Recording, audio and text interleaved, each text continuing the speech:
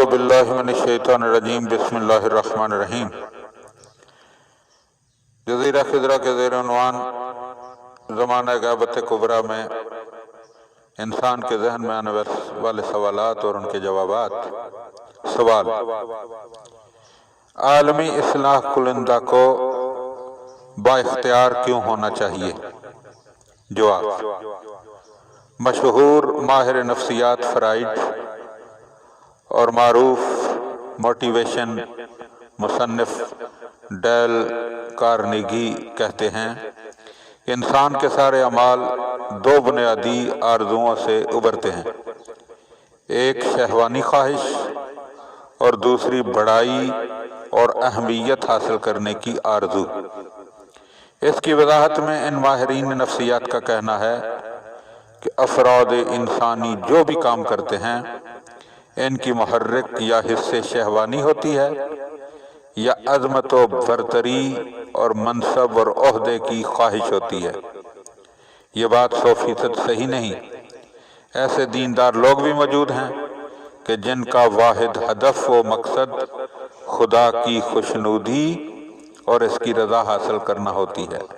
ایسے لوگ اپنی شخصیت کو آگے بڑھانے یا شہرت حاصل کرنے کی فکر میں نہیں رہتے، مگر اس حقیقت کو نظر انداز بھی نہیں کیا جا سکتا کہ 100 میں سے 99 آدمی یہی آرزو اور نظریہ رکھتے ہیں اور ان کی ساری سعی اور کوشش اسی مقصد اور ہدف کے لیے ہوتی ہے۔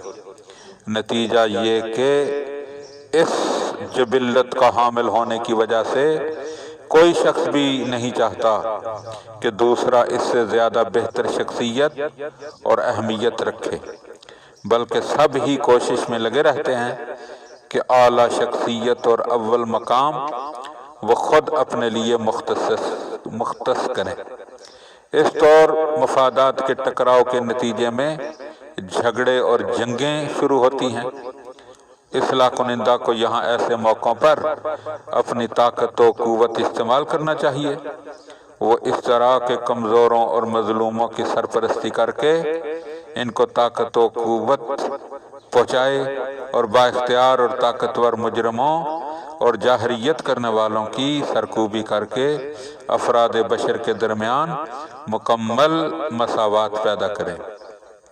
اس ضمن میں یہ بھی کہا جا سکتا ہے کہ اصلاح کنندہ محض مادی طاقت و قوت کے ذریعے مکمل مساوات جاری نہیں کر سکتا، بلکہ اگر چاہتا ہے کہ انصاف کو قانون کے سانچے میں ڈھال کر ساری دنیا میں عوام کی رضا اور راحت و سکون حاصل کرتے ہوئے نافذ کرے تو اس کو معنوی اور روحانی قوت سے بھی استفادہ کرنا ہوگا، اور اس کو اللہ تعالیٰ کی مدد بھی درکار ہوگی، کیونکہ تجربے نے ثابت کیا ہے کہ انسان محض ظاہری طاقت و قوت کے استعمال سے مکمل مساوات وجود میں نہیں لا سکتا کہ دنیا میں سارے لوگ اس پر راضی بھی ہوں، جیسا کہ بعض کمیونسٹ ممالک میں لوگوں نے چاہا کہ کم از کم ایک ملک کی حدود کے اندر اس مساوات پر عمل کریں، مگر ایک دن کے لیے بھی وہ کامیاب نہیں ہوئے۔